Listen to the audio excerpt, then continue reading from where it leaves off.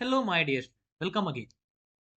अब हम लोग अपना देखते हैं नेक्स्ट लेआउट मैनेजर, जो कि क्या है, ग्रिड मेथड। अब हम ग्रिड मेथड के हेल्प से कैसे लेआउट को मैनेज करते हैं, चलिए हम इसको देखते हैं। तो ये जो हमारा ग्रिड मेथड होता है, ये विजेट को रो और कॉलम के बेसिस पे अरेंज करता है। कैसे? अब जैसे मान लीजिए ये हमारा विंडो है, ठीक। तो ये क्या करेगा, इस विंडो स्पेस को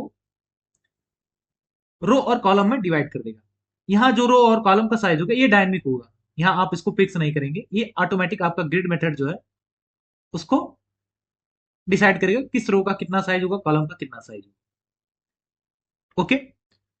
और उसके बाद में आप यहां पर अपने मेथड में बताते हैं कि आपको किस रो में और किस कॉलम में आपको बेजेट रखना है। जैसे मान लीजिए आपको अपने बेजेट को यहां पर रखना है, इस वाले पोजीशन पे। आप इस पे यहां पर क्या कर देंगे, यहां आप रो की वैल्यू 1 रखेंगे, 0 रखेंगे, और कॉलम की वैल्यू क्या रखेंगे, 0।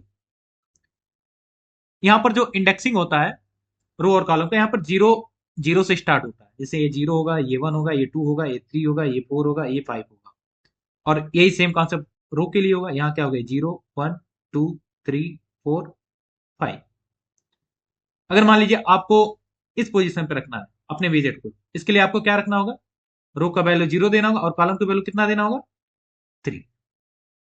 चलिए मैं आपको इसको एग्जाम्पल से करके दिखाता हूं तो आपको और क्लियर होगा। बाकी जो वर्किंग है ये इसी तरीके से वर्किंग है। ओके। अब यहां आप एक एग्जाम्पल देखिए, हमने क्या किया, हमने लेबल लिया, ओके, और उसको हमने अरेंज करने की कोशिश की, किसके हेल्प से, ग्रिड। अभी आप पहले देख रहे होंगे हमने क्या यूज किया था, यहां लिखता था मैं डॉट पैक, लेकिन अब मैं क्या यहां पर लिख रहा हूं, डॉट ग्रिड। और ग्रिड में मैंने दो वैल्यू पास किया, क्या क्या, रो और कॉलम। यहां आपको रो पूरा लिखना होगा और यहां पर कॉलम आपको पूरा लिखना होगा। जैसे अभी हमने पीछे डिस्कस किया कि रो का इंडेक्सिंग कहां से स्टार्ट होता है, 0 से, और कॉलम का इंडेक्सिंग कहां से स्टार्ट होता है, 0 से। तो हमें जिस पोजीशन पे वैल्यू चाहिए होगा, अपने बेजेट को चाहिए होगा, हम उसका कॉलम और रो नंबर स्पेसिफाई कर देंगे। चलिए मैं इसको रन करके दिखाता हूं आपको, तब आपको और क्लियर होगा। अब देखिए यहां पर क्या हुआ, इस विंडो को हमारा जो ग्रिड है उसको ऑटोमेटिकली रो और कॉलम के फॉर्म में अरेंज कर लिया। कैसे? अब देखिए हमने यहाँ पहले लेवल को क्या दिया था, रो 0 कॉलम 0, तो ये हमारा क्या हो गया, रो 0 और कॉलम 0 यहाँ पर आ गया। फिर नेक्स्ट हमने जो लिखा था R0C1, एक कौन सा था, ये हमारा पहले रो का कॉलम 1 था। ओके। नेक्स्ट हमारा क्या था, रो 1 कॉलम 0। अब ये देखिए ये हमारा हो गया रो 1 और कॉलम 0, R1C0 जो है ये हमारा रो 1 कॉलम 0 में है। नेक्स्ट हमारा एलिमेंट लेवल कहां आ गया, R1C1, ये हमारा क्या है, रो 1 है और कॉलम 1। इसी तरीके से हम ग्रिड मेथड का यूज करके मैनेज करते हैं।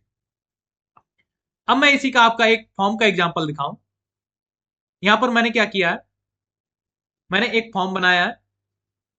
फॉर्म का स्ट्रक्चर किसके हेल्प से, ग्रिड मेथड के हेल्प से। इसको एक बार रन करके आपको आउटपुट इसका दिखाता हूं, कैसे आपका इंटरफेस दिख रहा है। आप ये देखिए,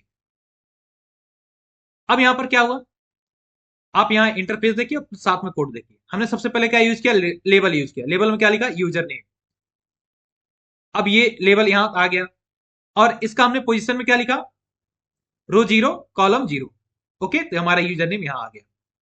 अब उसी के जस्ट बाद हमने क्या लिखा, यूजर से इनपुट लेने के लिए हमें क्या यूज किया, एंट्री, एंट्री बेजेट यूज किया। अब आप यहाँ इसका देखिए पोजीशन, हमने यहां पर क्या लिखा, रो 0 कॉलम 1। तो ये हमारा क्या है, ये रो 0 कॉलम 0 है, और ये एंट्री जो बेजेट है ये क्या है, रो 0 कॉलम 1। सेम मैनर हमने क्या किया, पासवर्ड के लिए किया। अब पासवर्ड में क्या हो गया, अब हमारा रो का नंबर क्या हो गया, 1। यहाँ क्या हो जाएगा, रो 1 कॉलम 0।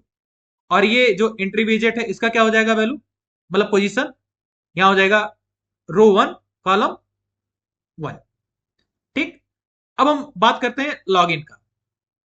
अब यहाँ आप लॉगिन में देखिए ये आपका किस पे, किस पोजीशन पे है, ये आपका रो 2 में है, लेकिन कॉलम कौन सा है, कॉलम 1 में है।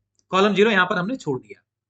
तो इसी तरीके से हम जो हमारा ग्रिड लेआउट मैनेजर है उसके हेल्प से हम अपने विजेट को अरेंज कर सकते हैं अपने विंडो में। ओके, तो इस लेक्चर में इतना ही, मिलते हैं नेक्स्ट लेक्चर में, वहां हम लोग देखेंगे प्लेस विजेट को।